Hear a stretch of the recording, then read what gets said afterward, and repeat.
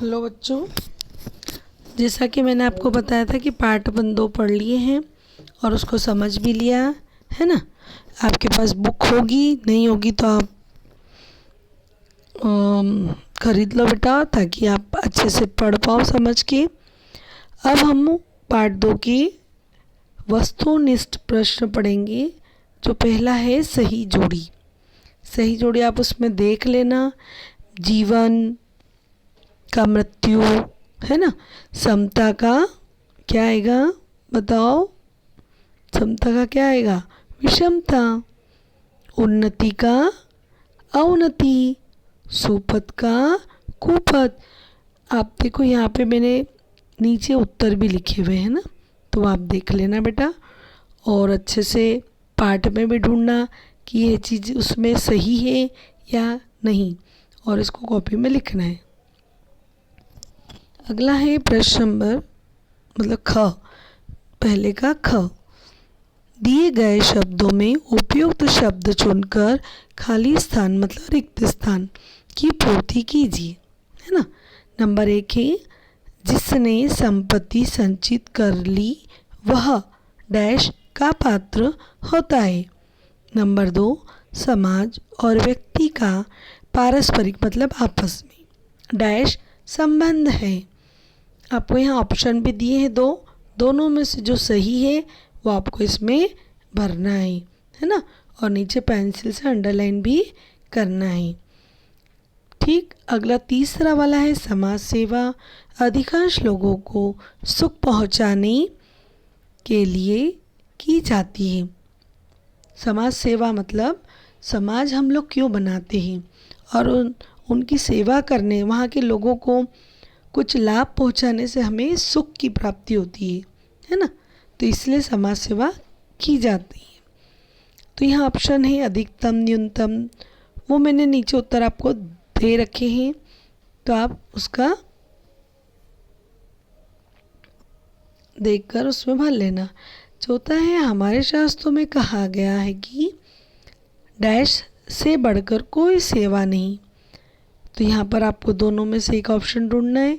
अब यहाँ उत्तर दिया है, पहले में आदर, दूसरे में दृढ़, तीसरे में अधिकतम और चौथे में पर सेवा। पर सेवा मतलब दूसरों की सेवा। अगला है बेटा लघु उत्तरी प्रश्न, शॉर्ट आंसर। निम्नलिखित प्रश्नों की उत्तर एक एक वाक्य में देना है, मतलब शॉर्ट अति लघु। अब यहाँ पर निम्नलिखित मतलब नीचे लिखे हुए है ना बेटा। प्रश्न नंबर 1 है समाज सेवा पाठ, यहाँ ट लिखा गया है तो आप ठ कर लेना। पाठ में सेवा कितने प्रकारों, मतलब समाज सेवा पाठ में सेवा के कितने प्रकारों की चर्चा की गई है ना। तो उत्तर है हमारा समाज सेवा पाठ में दीन दुखी, अपंगों, अनाथों, अज्ञों, कुपथगामी मतलब बुरे राह पर चलने वाले, गरीबों, नारियों, रोगियों आदि की सेवा करने की चर्चा की गई है ना। अगला प्रश्न है बेटा पाठ में बुद्धि।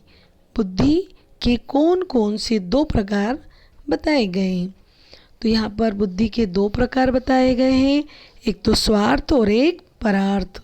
स्वार्थ बुद्धि जो हम अपने लिए करते हैं और परार्थ बुद्धि मतलब जो हम अपने सुख को नहीं देखते हुए दूसरों के लिए करते हैं। अगला प्रश्न सेवा का क्या अर्थ है।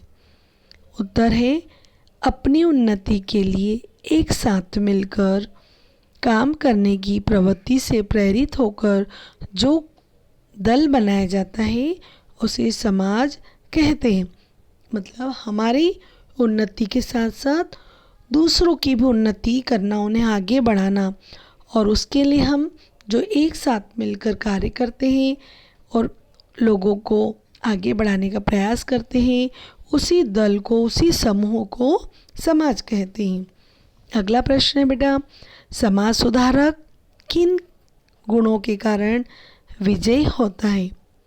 मतलब जो समाज के लिए कार्य करता है ना, तो उसमें कौन से गुण होना चाहिए जिससे लोग उसे ज़्यादा से ज़्यादा पसंद करते हैं और हमेशा समाज का मुख्य ओहदा देने का प्रयास करते हैं।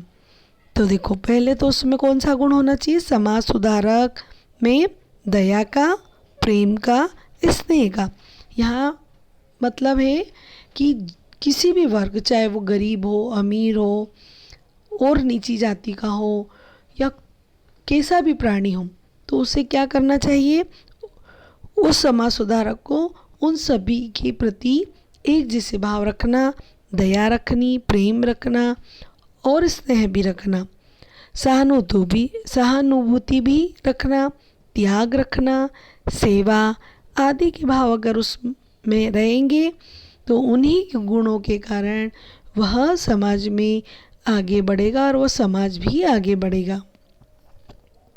अब अगला प्रश्न है, किस प्रकार की सेवा को श्रेष्ठ माना गया है?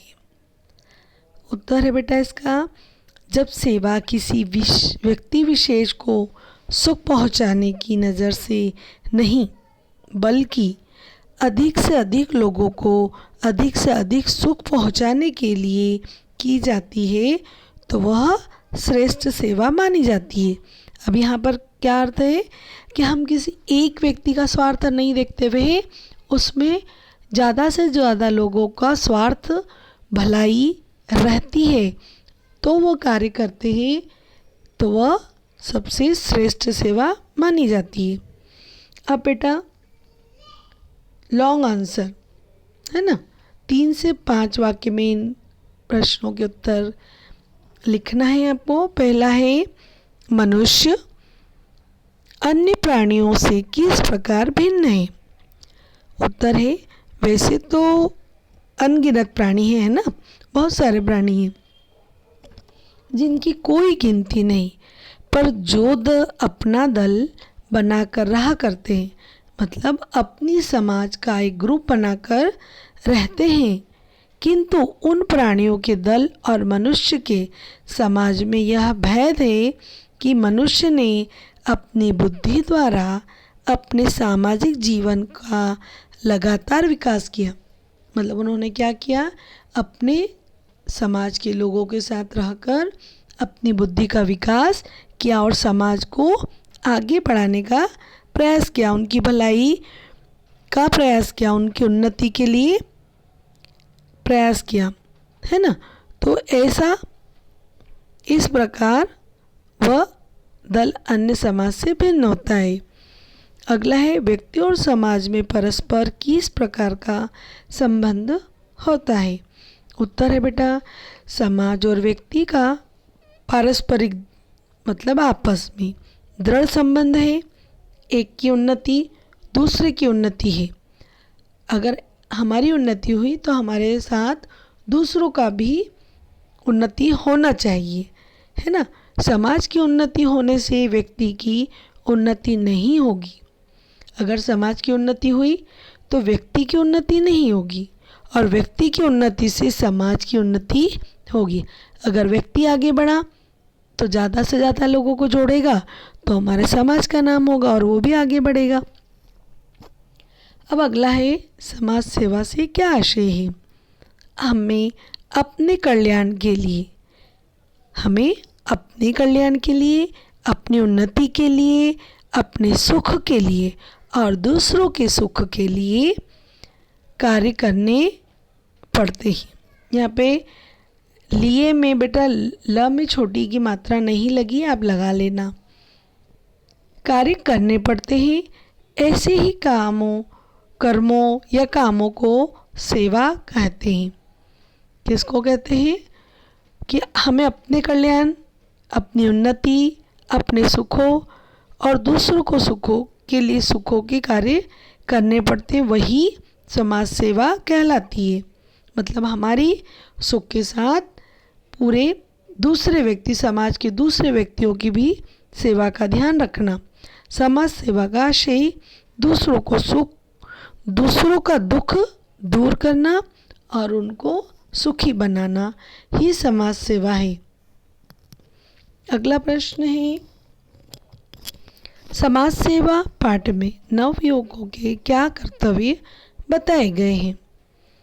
उत्तर है, समाज सेवा पाठ में नव युवक का यह कर्तव्य बताया है गया है कि इस देश की समाज में आजकल गरीबों के उत्थान की जो चेष्टा की जा रही, मतलब जो अभी का जो समाज है, इस देश का समाज है, वो गरीबों को आगे बढ़ाने के लिए जो प्रयास करता, चेष्टा करता, मतलब कोशिश करता है।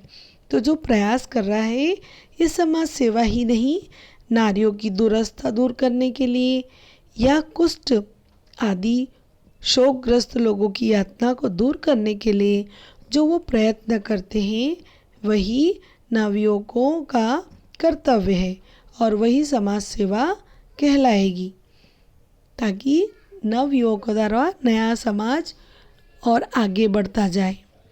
अब समाज में समता का अभाव होने पर क्या होता है? अगर उनमें समानता का भाव ना हो तो क्या होता है?